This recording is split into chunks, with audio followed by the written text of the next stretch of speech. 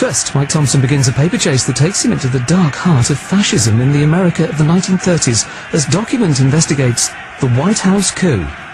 On the 21st of November 1934, the following rather chilling article appeared in the New York Times. It concerns the discovery of a planned coup that could have altered the course of American history.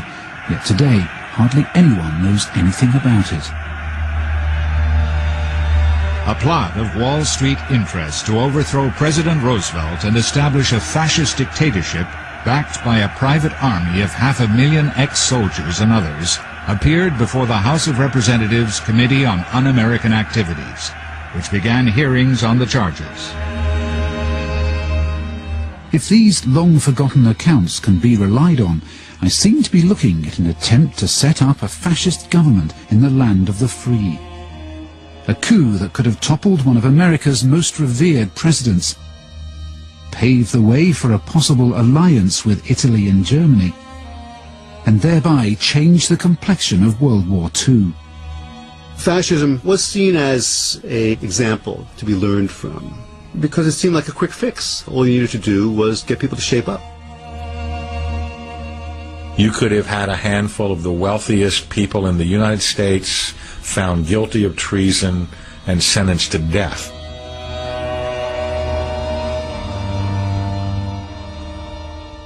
But just what was this plot? Who were the Wall Street interests? Or was this nothing more than a moment of paranoia from a national media not renowned for its self-restraint? Well, the answers to some of these questions may have to wait until I can get my hands on the bulk of the evidence, documents detailing evidence heard behind closed doors by a congressional committee. But I already have the official statement released by that committee when it reported back to Congress. Its members clearly had no doubt that a fascist coup was in the offing. In the last few weeks of the committee's official life, it received evidence showing that certain persons had made an attempt to establish a fascist organization in this country. There is no question that these attempts were discussed, were planned, and might have been placed in execution when and if the financial backers deemed it expedient. So, such a plot, backed by powerful people, was waiting in the wings. That much is very clear. But how did it come to this? Well, it all happened during one of the bleakest moments in US history. They used to tell me I was building a dream. The America of 1933 was in the teeth of the Great Depression, a time of extreme poverty, desperation, and the barren plains of the grapes of wrath. Brother, penny spare a dime. I see millions of families trying to live on income so meager that the pall of family disaster hangs over them day by day. Once I built a tower, now it's done. Brother, can you spare a dime? The Great Depression is not called the Great Depression in this country by accident. Michael Kazin is Professor of History at Georgetown University in Washington, D.C. It was the deepest and the longest economic downturn in American history. As many as 1/3 of the labor force was unemployed in the early 1930s especially. Really the core of the industrial economy was all but shut down. Say, buddy, can you spare a dime? All of this added to a sense that American society was coming apart, not just the economy. People no longer had much faith in the authorities at any level, economic or political. Yet the image of those days we've been left with is not social unrest, fascism and treasonous plots, but one of dignified suffering and resilient faith in the American dream. No one illustrated that better than President Franklin D. Roosevelt, whose New Deal reforms promised jobs, pride and fresh hope to ordinary Americans. I, Franklin Delano Roosevelt, do solemnly swear that I will faithfully execute the office of President of the United States and will, to the best of my ability, preserve, protect, and defend the Constitution of the United States. So help me God. FDR's New Deal policies brought an increase in public work programs, more help for the poor, and the removal of the dollar from the gold standard. Yet while history remembers FDR as a visionary saviour in America's hour of need, some at the time saw him in a very different light. There were major elements in the business community that hated Roosevelt, and they hated Roosevelt out of all proportion to the scale of the measures that he had actually brought in. Professor Tony Badger is Master of Clare College, Cambridge, and author of several books on Roosevelt's New Deal. These were businessmen who essentially thought that Roosevelt was putting America on the wrong road in a big way in 1933, and that it was setting the federal government up as a sort of arbiter and enforcer and intervener in the American economy in a way that they were deeply afraid of. Such powerful enemies had been made within 100 days of FDR taking office in 1933. The businessmen were also aware that out in the country there were demagogues who were making really popular, apparently radical-sounding appeals, and they were always worried that Roosevelt was unleashing these forces, would encourage these, what they thought of as crackpots, to wreak havoc. The right wing in America wasn't going to sit back and let this happen. Although its members were a curious alliance of rich and poor, North and South, they were united by one central concern. America was changing in a way they didn't like. Professor Kazin. The idea that the government would create jobs, the idea that these jobs would be given to all religious groups and all racial groups was very threatening. And so a lot of people who didn't like what Roosevelt seemed to be doing with the government didn't like it, partly because the very people who were cheering Roosevelt were people who this still majority of white Protestant Americans believed should not have any power at all in government, should be subservient. American society was fracturing along racial lines as well as political ones, and the right was sensing a new power.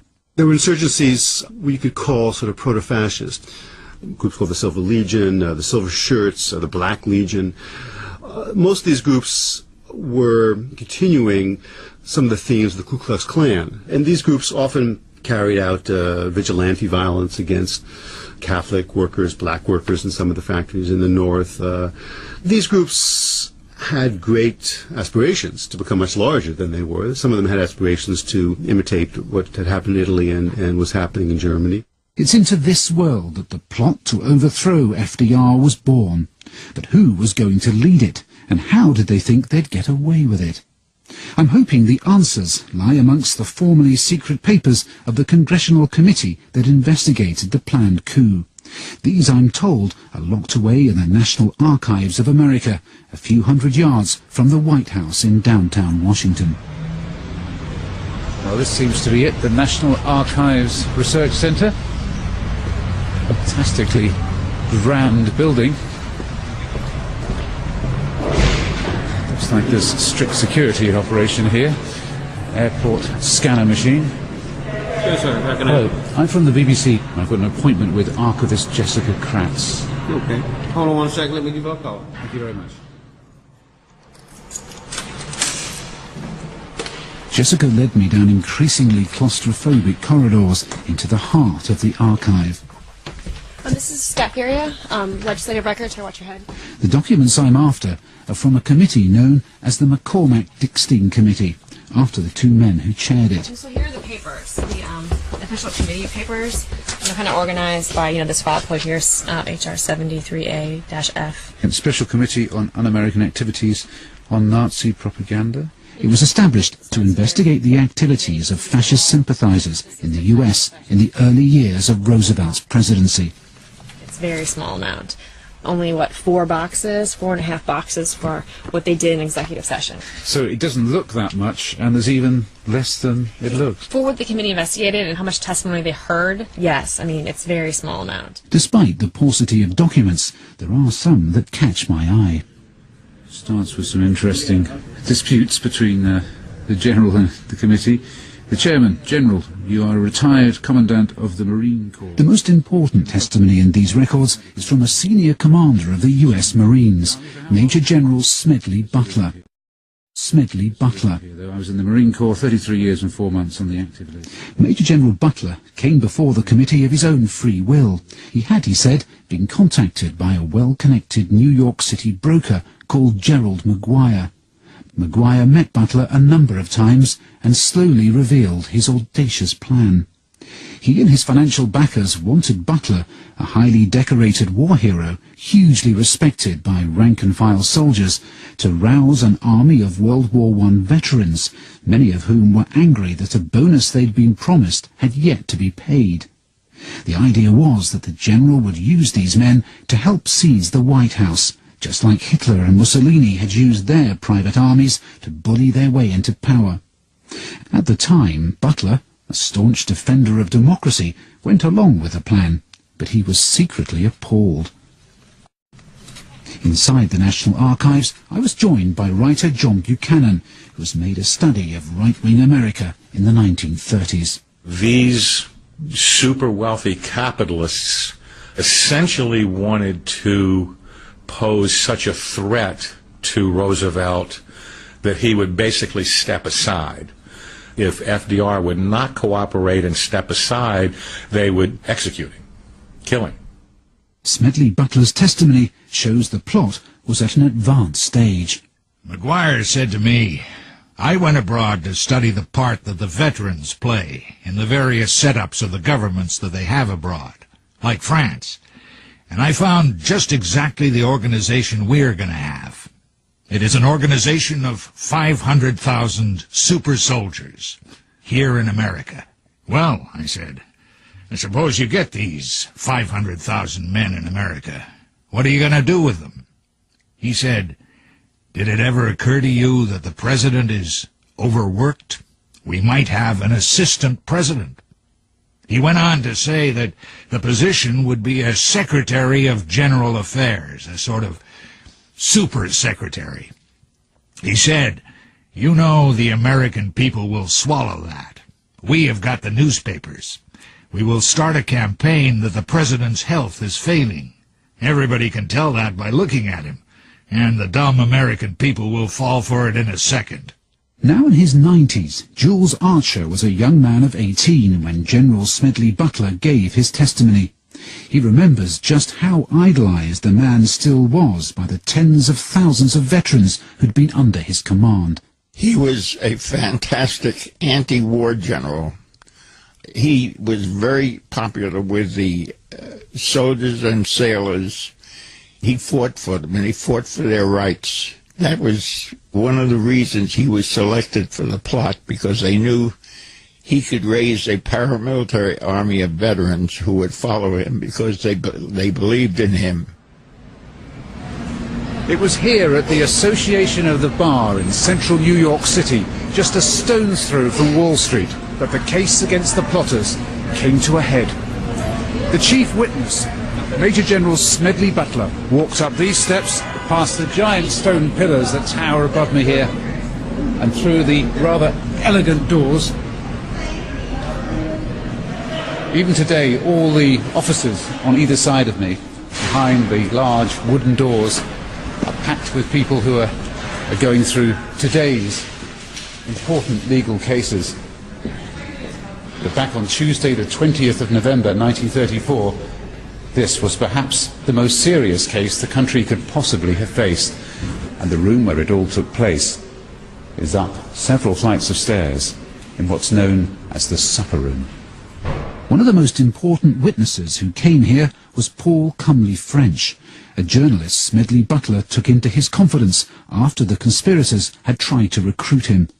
French had also met chief plotter Gerald Maguire at his Wall Street offices, and he recounted their conversation to the committee. "We need a fascist government in this country," he insisted, "to save the nation from the communists who want to tear it down and wreck all that we have built in America.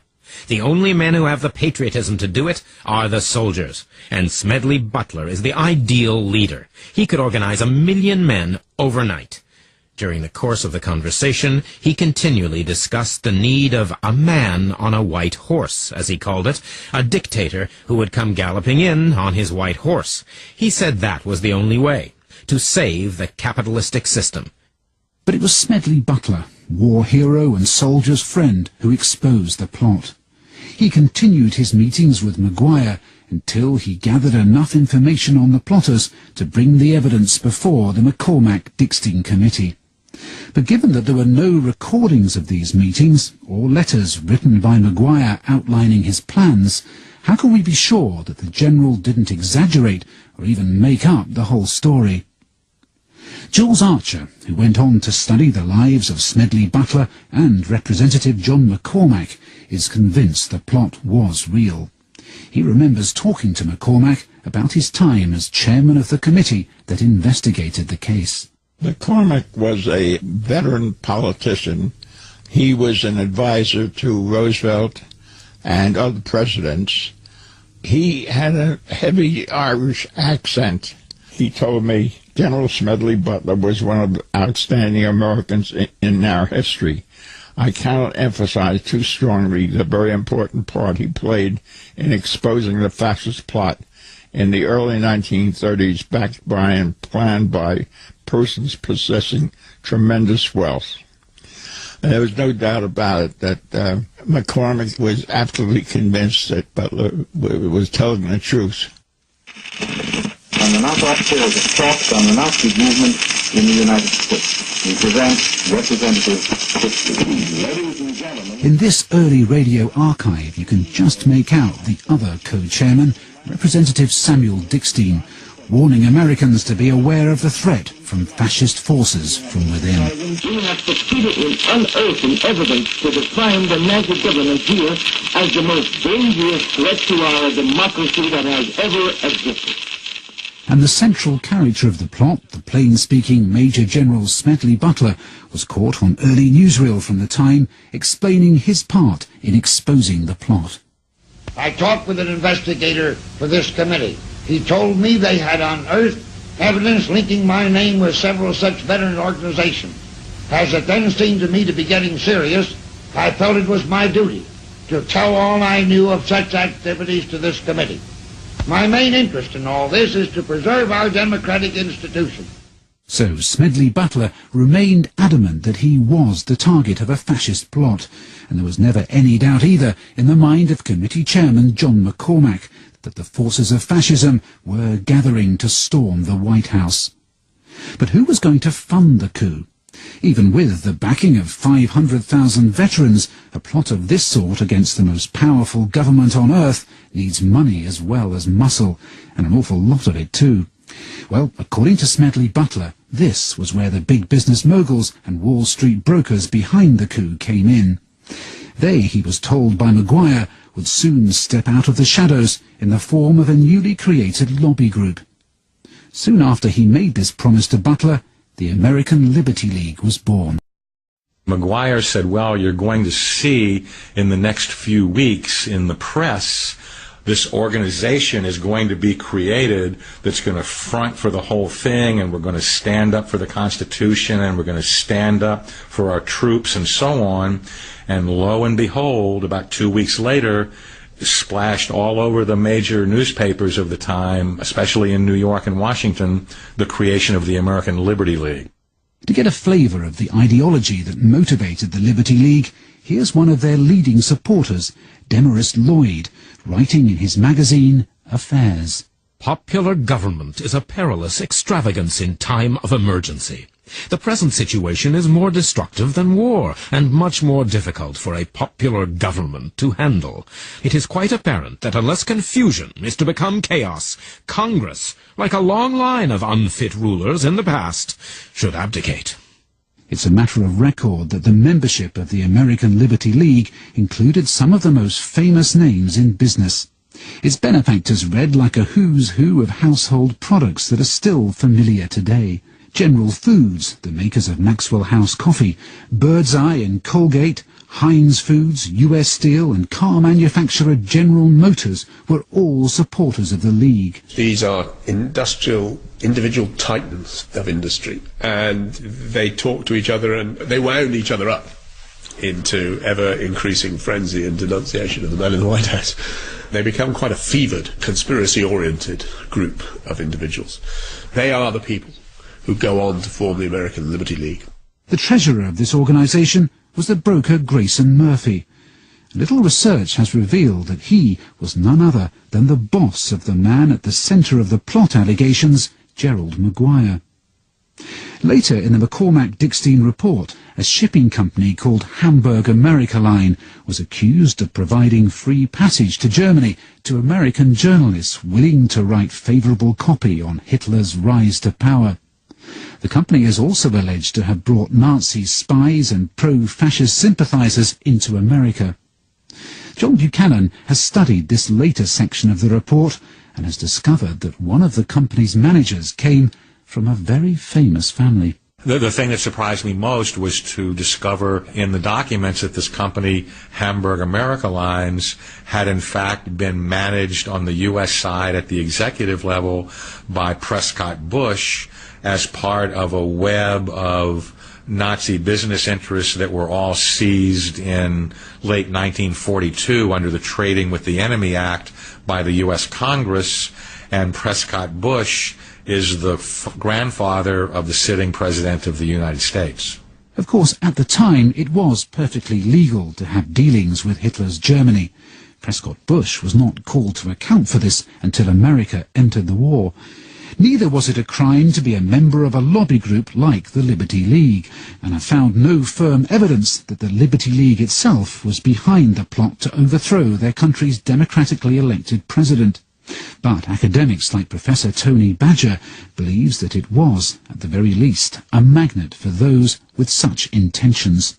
It would always surprise me if there had been a lot of very fine-tuned planning. But the sense that forces that might be unleashed by the New Deal pose such a threat that desperate measures might be needed does ring true. But yet again, the evidence is hard to find. You'd have thought that if there was any linking leading American industrialists of the day to a plot against the president, I'd be able to find it at the National Archives in Washington. Yet when John Buchanan and I leafed through the rather thin files there, we found no direct reference to any of these people.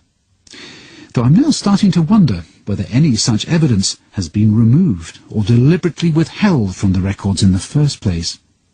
General Butler seemed to have harboured similar suspicions. After the investigating committee published its findings, he accused its members of deliberately editing out of his testimony the names of top business people who he'd linked to the plot. On the 17th of February 1935, just after the committee had published its findings, he had this to say on Radio WCAU. Like most committees, it has slaughtered the little and allowed the big to escape. The big shots weren't even called to testify. They were all mentioned in the testimony. Why was all mention of these names suppressed from the testimony? The co-chairman, Samuel Dickstein, admits that the papers were censored, but insisted that this was for a very good reason. The testimony given by General Butler was kept confidential until such time as the names of the persons who were mentioned could be checked upon and verified. This accounts for the fact that when the results of the hearings were made public, references were omitted. That argument would have seemed fair enough if names had later been checked and verified. Yet most of the senior figures implicated in General Smedley Butler's evidence were never asked to appear before the committee to answer the questions raised. Even though, had the allegations against them been found to be true, people like Irene DuPont and banker J.P. Morgan could have faced the death sentence for treason. The investigations mysteriously turn to vapor when it comes time to call them to testify. FDR's main interest was getting the New Deal passed. And so he struck a deal in which it was agreed that the plotters would walk free if Wall Street would back off of their opposition to the New Deal and let FDR do what he wanted. John Buchanan. With their cover blown, it seems likely that the plotters and their wealthy backers had little option but to accept such a deal and return to the business they knew best, making money. But what chance would such a coup have had anyway? Even with millions of dollars and 500,000 veterans at their disposal, could the plotters ever have pulled it off against the armed forces of a great power like the US? Well, according to Professor Tony Badger, back then it might not have been quite as difficult as it now seems. The American army was anything but powerful in 1933. The peacetime army had been reduced to 120,000, 130,000, scattered all over the United States. It was a depressing and soul-destroying business being an army officer in the United States in the 1920s and 1930s.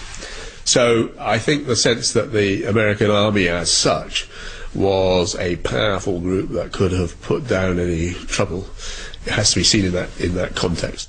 Though Professor William Becker of George Washington University insists that defeating the Federal Army would only be the first of many big challenges still facing the coup leaders. I just remain extremely skeptical about this because the U.S. government was, in fact, very, very decentralized. When one talks about, seizing power, I just think it would be extremely difficult given the decentralized nature of the government. There would have been enormous resistance to that. Professor William Becker.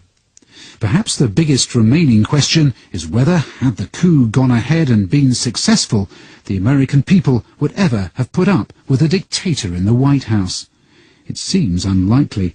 After all, this is a nation that describes itself as the land of the free, the home of democracy. But Professor Michael Kazin is not quite so dismissive. He believes that if we today are ready to accept the loss of some of our liberties in return for personal security, might Americans of the Great Depression have been just as ready to sacrifice some of their freedoms for food, jobs, and financial security. People wanted security. I mean, the key word in the 30s, as now for that matter, was security. Social security, of course, health security. And Americans, I think, in the 30s cared more about security than they did about democracy. And so if a group of businessmen, with the help of some people, former military people or current military people, could have fairly quickly brought the economy back, created the sense of security, then yes, it is possible that they would have gotten some popular support. America would have become a dictatorship. Democracy would be gone. America would have joined Hitler and Mussolini as a fascist triumvirate.